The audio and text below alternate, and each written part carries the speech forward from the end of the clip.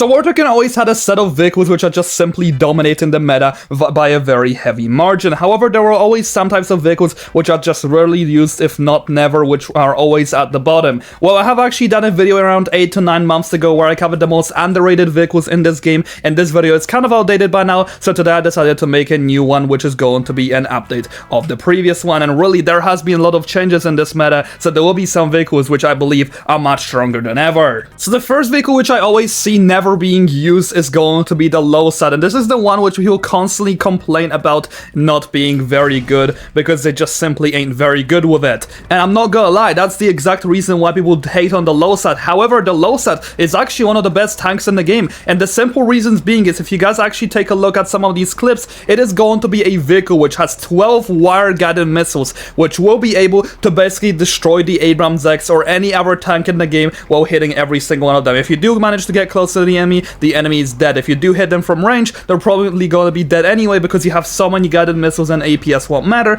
But also, if we take a look at its damage against helicopters and planes, it is absolutely insane being able to two-tap basically almost any meta plane, if not one-tap most of the other weaker ones. I also would like to add that this vehicle is one of the only big counters to the V22 Osprey, being able to literally one-tap it. There is no chance the V22 will ever be able to survive you, and this is why I believe the LOSAT is incredibly underrated. And still, I see absolutely nobody using this vehicle unless they are literally just sweating this game a lot. Well, I am a person who does that, so that's why I'm giving you guys a piece of advice. Make sure to use this vehicle, it's really good. But obviously, keep one thing in mind is that this vehicle isn't going to be functioning like a normal battle tank. This is supposed to be a counter-only vehicle, so it's something that you take out if you are struggling with people trying to spawn kill you, or you're struggling with a lot of people to kill while you do not have too much firepower from a single vehicle to use. Well, this one is going to be really good for this. Now, the next tank which I also see very rarely used, which in my opinion is very heavily meta, is going to be the T14 Armata. And a lot of people do not use this tank because of its lack of health and survivability. But I don't believe that's really a valid reasoning to why you shouldn't use this vehicle, because almost 2000 health is more than enough to actually survive most of the exchanges, and what the T14 does actually provide to you is going to be some insane brute force,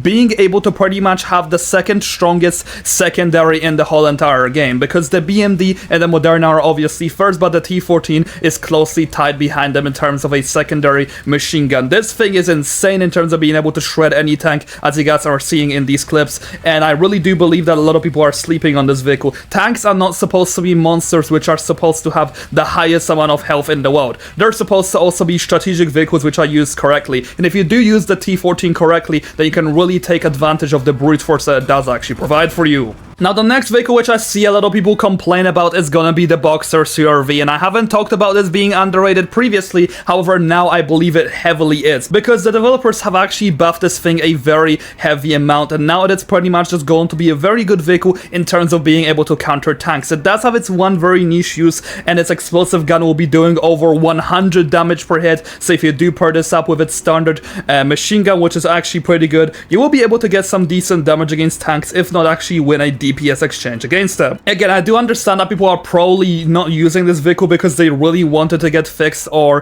kind of rebalanced or remade in a sense by giving it extra weaponry or just changing the game pass as a whole, but right now in the state that it's in, it's still kind of useful. Now, the next vehicle which has also went through some extreme buffs recently has to be the KA52 Alligator. Its rockets are absolutely insane in terms of the damage now, being able to basically equal out something like the Mi-24 Hind, which is now in an amazing state. However, something that people are also forgetting about is that this vehicle does have such a high amount of maneuverability, unlike any other helicopter. You can literally just do so many things with this vehicle. Like a perfect example of this is what I'm doing right here, little backflips in this, and it's much easier to do than a lot of other helicopters. But again, this is something that a lot of people don't really do, but this vehicle does have some great speed, it has great maneuverability, and it does have good firepower. The only real issue that you guys would have to get used to is that the cannons are slightly spaced out, so you will have to kind of learn to lead them in a slightly different way. But either way, the KA52, I never see it used. I see the Apache, I even see the Eurocopter, I even see the Invictus these days, but no one is using the KA52. This poor thing is really being slept on. Now, the next vehicle which I also do not see used, and this is going to be more of my personal opinion, is the F16 Falcon. Of course, there are some better options in terms of using vehicles for dogfights, but the F16 is actually amazing in terms of being a good dogfighter in this game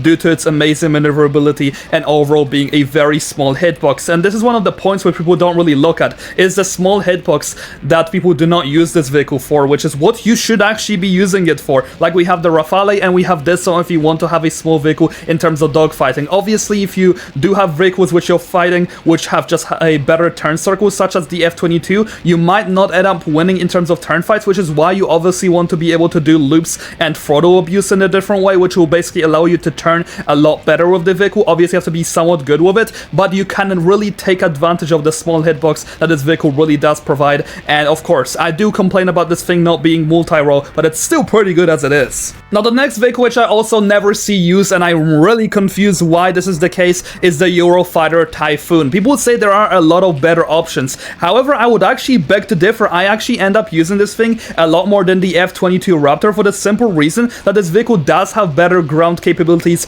and it does also have a very similar turn circle to what the F22 actually has. Like, I don't know if people realize this yet, but this vehicle has basically the second best maneuverability in the game behind the F22 and the Seahawk, which both have an equal one. I feel like this vehicle is just amazing for dogfighting while also just being a better multi-role than the F22 itself, but still, I'm not seeing that much use either. If you guys are a Eurofighter Typhoon main, then let me know in the comment section down below that you do agree with what I just said. I do very much would appreciate it, because people really need to start using this vehicle. It's extremely good. Now, lastly, moving into a very weird choice. The entire variant of the starter hovercrafts has to be probably one of the most annoying vehicles in the game if they are used correctly. Like I said this before, you can literally combine speed while also being able to do some insane damage. As you guys can also see on the screen right now, I can easily take down a Super Hind and an F-35 with this thing with all the 8 missiles, and that is actually insanely good, because you do have to consider the fact that this is a vehicle which can literally remain stealthy, or it's a vehicle that can really just go anywhere around the map and do its job perfectly. Like, I don't see the point of using a Patriot if you can just bring this thing across the map to quickly counter someone else's vehicle without a problem. Like, obviously the Patriot is more used as a vehicle that you spawn in front of your base, but I would argue that this thing might actually be a lot better and just overall more annoying, since a lot of people don't really know how to play against hovercrafts and how to lead their shots against them. Now, lastly, a quick honorable mention is the PG-02. Once the developers actually do fix the ships and make them very useful, this thing can actually end up being very good, because it's actually a very strong counter to a lot of our air vehicles if you do combine the damage of its minigun while also combining its speed together. I think these two are actually a very deadly duo,